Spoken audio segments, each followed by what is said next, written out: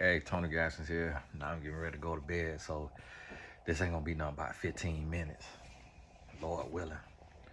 I'm in Dallas. We filming tomorrow for Love Level, so I'm gonna be sleeping in till I got a late checkout at 4 p.m., so I'm gonna be sleeping in good. Well, I wanted to talk to y'all about this because I was thinking about the situation with the Yellow Couch podcaster, and it just hit me, you know, something brought to mind memory, and I'm like, man, it's one thing about men and men who have gotten into that freakiness and they done gotten out there, and men who done watch that stuff, or men who just done been out there like that, and men who go out publicly, like he did, and said that a woman gotta have a high drive to be with him. It's stuff like that right there that I think a lot of women who want to be married, who don't have a high drive, don't think about. Now, it's some of us, some men who we not like that. Like, we able to be okay. Y'all got to give them time about y'all. We able to be okay. Like me, I've never watched Corn, so I don't have no vivid imagination and all of that. Like, I'm good. All the extra, all that, like what God made it for, what he intended it for, how he designed it, I'm good. But me being a man and knowing men, some of these jokers is horny toads. When I tell you, like, the stuff that they be getting into, you got to be careful. So if you meet a man and he tell you he in all of that right there, I'm gonna tell you, like, rat 9, I guarantee you that woman tired. I guarantee that woman is tired. She can't tell nobody now. She can't admit it. She can't come out and say, yeah, you right. I guarantee that woman is tired. She's fed up. She done had enough. The stuff that done been thrown her way, the ideas and the talk and the stuff she done had to put up with, all the different times and ways. And I'm speaking in general of women in general who is with a freaky man. Listen, it get bad out there. It get bad out there. So to y'all men, you got to tone it down. You got to tone it down. You got to realize that most women are not like men. Most women don't have that same desire or urge or that level. Some women do. If you're one of those women, I don't want to hear from you. I'm not asking for you to weigh in. I'm not asking for you to chime in, because I done been out there enough to know that that's not the rule. If you are a woman and you have a very, very high drive that is as high or higher than a man, you are an exception to the rule. You're not the norm. Now, birds of a feather flock together. So if your friends are just like you, that's why the quote says birds of a feather flock together. So that's what you got to realize and understand. Don't want to hear from you. Don't want you to try to skew the narrative. And women get mad with me, but you got to realize, are you sleeping with women? Have you been out in the streets with over 100 women? Okay then, who knows women intimately better, men or women? So if you're a woman, you can only speak for your vajay. But a man who have been out there knows how women are. And I'm gonna tell you like this right here. Out of all that out there been in the streets, it probably was one or two that had the drive and the lustfulness and the nastiness of men. And so that's what you have to realize and understand, that I want is a lot of women that you want to be married. I want you to think about that other side of marriage. And you got to ask yourself, do you want to be on your back or on your knees with your behind in the air or wherever every day? If your answer is yes, you ready for marriage. If your answer is no, you're gonna go through the same red pill talking points. These men gonna be red pilling you. They're gonna be gaslighting you and all of that. And it's like, yeah, we all need it, we all want it, but with a love for God, a sense of purpose, we are able to be tamed. We're able to be understanding. We're able to be with our woman, and we're able to like understand her hormones, her cycles, her good days, her bad days, her ebbs and flows. And we're able to be understanding and respectful and mindful of that.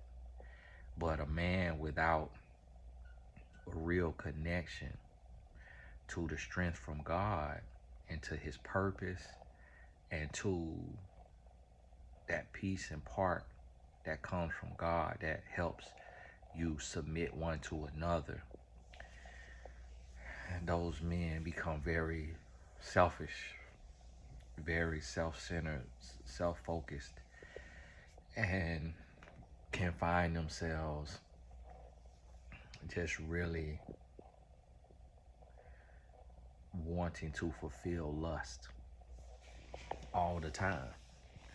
And I think a lot of women don't really take that serious, and and the reason why a lot of marriages is breaking up is because women thought that when a man said he was horny, they thought it was just situational and it was just gonna be some of the time, and it was just gonna be like, she didn't know that he gonna want it in the morning, in the afternoon after work, at night. Like, she didn't know that be fruitful and replenish the earth really got to be turned off. Like, it really got to be by the power and strength of the Holy Spirit. It got to be tamed. And if not, it's unbridled, it's untamed, and it's on full go. And it's men who have trained they mind and they body to want that every day. And guess what? I've heard women say, I've heard some of those exceptions to the rule come online and say that they do it every day, whether it's they mouth or they body. I have seen a few. I've seen a black woman, black girl, I would say. She seemed very young and immature, in her early 20s, look like, say that she used her mouth every day. I've seen a white woman say she used her mouth every day. I've seen another couple, white couple, come online and say they do it every day. And the man has just got his woman into that mindset and belief to where they teach about it, that they come together every day. Now, me personally, I'm gonna be honest with you, from a male perspective, some of y'all are not men, but it may be like 1 week out the month where I believe a healthy, normal, regular man or woman may desire it every day. That's what I would believe. But every single day, like, I own the body part, I just feel like it'd be sore. It'd be sore because it's still, friction. Like, it's still a piece of flesh. And so I want y'all to think about that and realize that, because that came up today, that topic came up today, not at the seminar, but in my separate conversations about how the breakdown of marriages over that intimacy. And what I found is that, like, for a lot of women, they may get the same satisfaction or peace and happiness or love from communication, quality time, like sitting and talking and or doing something fun. But then whereas a man may not feel the same about that. And that breakdown, and here's the thing, I've heard more women than not say that their life doesn't revolve around sex. And I've heard more men than not say that their life does. And then you have exceptions to the rule. The men who ain't that crazy about it, and the women who are very crazy about it. But then what I would say is, wherever side you on, look into your history and your biography and ask yourself, just, is there any extenuating circumstances? Like, were you introduced to it at a very young age to where it changed your brain chemistry and you got the feeling at a young age, and that feeling, you didn't know what it was, but it intrigued you and it felt good, it was a sensation, and then you craved it over and over and over, and you went to seeking that feeling over and over and over? Because as a coach, I've heard that, where women tell me, like, at the age of 6, 7, 8, 9, they were, you know, up against somebody's leg, or and got that sensation, and then wanted to feel it over and over and over. And same thing with men, young age, 9, 10, 11, got that sensation, and then you too young to know what that is, but it just felt intriguing, felt good, felt different, and then now you want that same sensation over and over and over. And then that could take you all the way into your teen years, your adult years, to where now you say, hey, I got a high drive, but you're not identifying the root cause of that high drive. You're not identifying what you were exposed to visually or physically at whatever age that tuned you into that. And that a lot of times it didn't just happen naturally. It didn't just come out of nowhere where you just got this high drive. And I had a woman recently tell me on a coaching call that she hasn't had any trauma or anything like that, but she said she literally can live the rest of her life without having intercourse and she would be just fine. And I've heard that several times. And it's just very interesting to hear, because you really don't hear many men say that. And so I think we got to come to that realization to understand, on average, men and women are different. And you got to make sure that if you want to be married, you got to make sure you know where you stand on that, and the person that you are going to marry, that you're compatible with in that area, and y'all have the same mindset and belief system around intimacy and intercourse. Because if not, it can and will drive a wedge between your marriage, and your marriage will come to an untimely end against your will if you didn't make sure y'all had a healthy understanding about your mindset and your belief system around what intimacy is, and how necessary is the frequency of intercourse, and what all types and forms of intercourse is acceptable, desirable, necessary, wanted, warranted, and everything else. So listen, want to touch on this because this is causing a lot of issues in relationships today.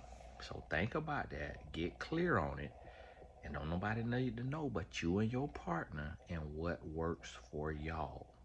But you got to get that together.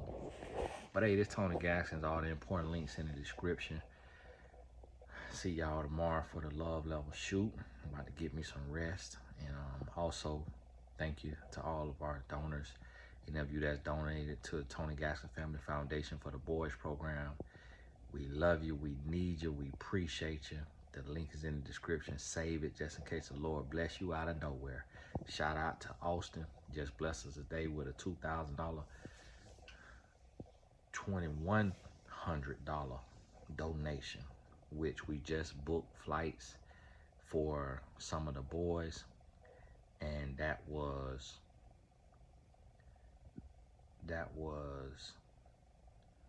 I think $1,300 for some of the boys and the coaches. It wasn't a full team, but we still have another team, which is, I believe, gonna be 10 boys, and then we got another 4 mentors, so another 14 flights. And we just might, Austin just may have covered all of that for us if we fly Frontier out of Orlando on the basic package. So shout out to Austin for that. That's a brother. That's not a woman named Austin. I know some of y'all think ain't no men here and don't men support, but that is a brother. That's a man who just donated $2,100. And so very, very appreciative and grateful to Austin, and just wanted to shout him out because he is a supporter of the channel and watch the videos and everything. So hey, God bless y'all. All the important links in the description. We'll talk soon.